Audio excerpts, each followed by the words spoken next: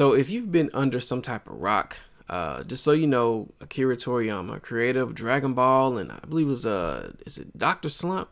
He passed away recently. Now Akira Toriyama has done so much, has impacted so many different people that it is crazy just to think about it. Just sitting here thinking about the amount of people that has been impacted, even if it's just here and there, just because he created Dragon Ball Z. It is crazy to think about. I myself am a very big fan. I have so many stories, so many things that have impacted my life, after dealing with Dragon Ball. You know what I'm saying? Like, just being a fan of Dragon Ball, like, things that I did was just aligned and connected to Dragon Ball. I remember, especially, just being on the West, getting everything late. It's like the mid 90s or something like that. It might have been like 97 or 96 or something. Maybe something like that. And we're trying to get information and watch it on UPN. I think it was like Saturday morning at like 10:30 or something. I might be wrong. So Toriyama has impacted so many people's lives in so many different ways. I myself am one of those lives, right? Back in the day, I'm a big fan of Dragon Ball. My crew are also fans of Dragon Ball. We had a thing where we would all go to the mall. I'd have my dad or mom give me $20. We would walk around the mall and, eat pizza at Sbarro and stuff like that. We would basically, just do different stuff and joke around. But then at the end, we would always find our way to Suncoast, right? And Suncoast was pretty much the Dragon Ball hub. Like, we would go up in there and I would take that $20 and buy a Dragon Ball Z VHS tape. And, it was just such a freaking amazing thing to do. It was like the highlight of the night was walking up in there and checking out a Dragon Ball VHS tape. And we were truly upset when it wasn't one in there. I'm like, damn, it's not a new one yet. Like, we would go in there just to see if it's a new one in there. And sometimes, they had like these little figurines that you would get with the VHS tapes. Now, it's going to be a few people that remember this, these little things. But this here, you know what I'm saying? Let me see. Can I get it in there? This guy right here, you know what I'm saying? Or, this one here. These dudes, like, you would get these with the VHS tape sometimes. I even got pre-hole in his chest Yamcha. Somebody drew on them or something, but it was just, I've held on to these as collectibles, but it was just such a dope experience, and just thinking about how many other people have other stories like this where they just did different things and it pretty much aligned with what they wanted to do in life. That beeping really threw me off. I have no idea what that was.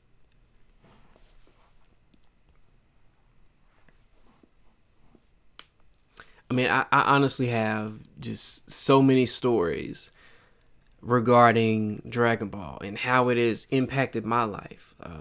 How it has really some of my interests now are because of Dragon Ball, right? My editing interest came from Dragon Ball. Back in probably 98, 99, something like that. I would get the little VHS tapes and I would edit them with 2 VCRs. Like, I would kind of, you know what I'm saying? And it's a few people that can vouch for this. I was creating AMVs before AMVs were a thing, as far as I know, right? And I still have some of them to this day, but it's like I did it with VCRs, was a freaking VHS, and I used to call them special effects tapes. And I would get my family and friends around, like have them come around and I'd play them for them or whatever. And, people would, just be hyped. Oh man, I can't believe that happened. How the hell you get the music in there? I was connecting PlayStation. Yeah, I connected my sister's PlayStation into the audio of the VCR and had the video playing. So I would have the music playing and all this other stuff, and I had like Star Wars music in there. It was some crazy stuff. If I can legally find a way to show y'all what I'm talking about, I will. I don't know how to do it without YouTube trying to take it down. Maybe someday I get a Patreon or something. But anyway, there are so many different people's lives that have been impacted by Toriyama's creation of Dragon Ball. Right? It's truly amazing that this is the case, that he's done all of this. You know, even from just Creed. You know, Creed. Michael B. Jordan was saying that some of his fight scenes or punches or whatever in Creed 3 came from Dragon Ball. I think it was like Super Saiyan Goku versus Frieza or something like that, where he was like basically mimicking some of the freaking fight scenes. There are so many animes, just people that have probably even gone into their main profession in life, where, you know, it might be like artistry or, you know, fighting or something like that. What's her name? Ronda Rousey. You know, maybe that's part of why she got into MMA, was watching Vegeta, which I want to say she's a fan of Vegeta. It's crazy how just being a creative individual, that one anime that some people don't understand how dope and impactful it was.